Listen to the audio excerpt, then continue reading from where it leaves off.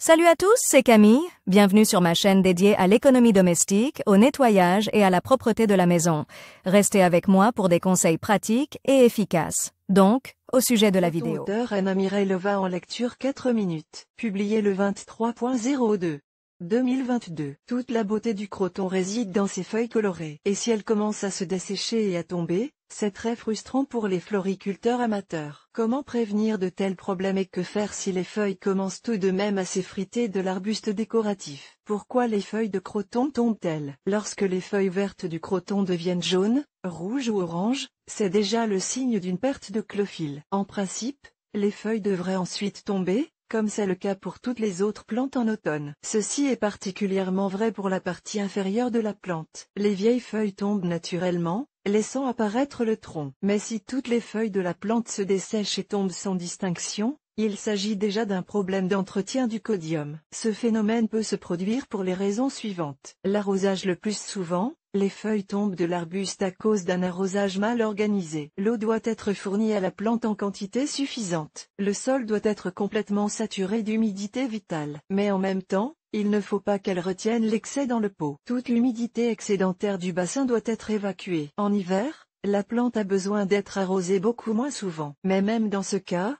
le sol ne doit pas se dessécher. L'humidité de l'air autour de la plante doit être maintenue à un niveau adéquat. Le croton lui-même a besoin d'être vaporisé. Il est également souhaitable d'installer le vase dans un récipient contenant de la mousse ou de l'argile expansée, qui doit être constamment humidifié. Achetez un humidificateur, qui régulera le taux d'humidité souhaité. Le codium appréciera une douche chaude et l'essuyage de ses feuilles avec un chiffon humide. Un taux d'humidité élevé peut ralentir la chute naturelle des feuilles. Si ce taux est inférieur à 70%, les extrémités des feuilles, même jeunes, commencent à se dessécher. Si vous avez besoin de saturer rapidement l'arbuste en humidité, vaporisez les feuilles avec un pulvérisateur et placez un sac en polyéthylène sur le croton. La température. Si la température de la pièce varie beaucoup au cours de la journée, le croton risque de s'effeuiller. En outre, ne transportez pas la plante d'une pièce chaude à un balcon froid. Veillez également à ce que l'exotique ne reste pas dans un courant d'air lorsque vous aérez la pièce. L'apparition de taches sur les feuilles et leur flétrissement ultérieur indiquent que le méridional est trop froid. Il faut alors déplacer le pot contenant le croton dans un endroit plus chaud. Avez-vous remarqué que les feuilles du croton ont commencé à s'affaisser? Ce phénomène est probablement dû au gel des racines de la plante. Déplacez le vase dans un endroit plus chaud et commencez à arroser lorsque la couche supérieure du sol se dessèche complètement. Fertilisation. Le manque de nutriments dans le substrat peut également provoquer une chute massive des feuilles. À partir du printemps et pendant tout l'été, le croton a besoin d'une fertilisation régulière. Veillez au dosage des minéraux. Un excès d'azote dans le sol,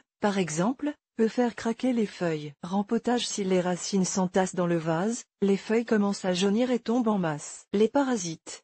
En plus d'un mauvais entretien, les problèmes de chute des feuilles du croton peuvent être dus à l'attaque de divers parasites floraux. Le tétranique. Il se propage dans les endroits où l'air est trop sec. Si vous constatez la présence d'un parasite sur les feuilles d'un codium, traitez avec Actalic dès que possible. En même temps, les feuilles doivent être humidifiées des deux côtés avec le remède. Champignons. Caractérisés par l'apparition de plaques violettes ou rougeâtres sur la face inférieure des feuilles. Après lavage, ces taches réapparaissent. Dans ce cas, l'arbuste doit être traité avec un fongicide. Pour être sûr, l'opération est effectuée 4 fois à 10 jours d'intervalle. Cochenille, nématode ou bouclier. Pour se débarrasser de ces parasites, il faut utiliser une solution de tabac avec du savon à lessive. Ce remède est appliqué sur les feuilles et le tronc du croton. Il ne doit pas s'écouler dans le substrat. 1 heure après le traitement, le remède à base de tabac doit être lavé. Si l'effet escompté n'est pas atteint au cours du traitement, il sera nécessaire d'utiliser des insecticides. Le Chitovoc peut être prélevé manuellement sur le buisson avant le traitement. Le croton lui-même est toxique, de sorte que les parasites le contournent généralement. Mais si le buisson est mal entretenu, les problèmes décrits ci-dessus peuvent survenir. Et la principale fierté du codium, les feuilles décoratives, commencera à tomber.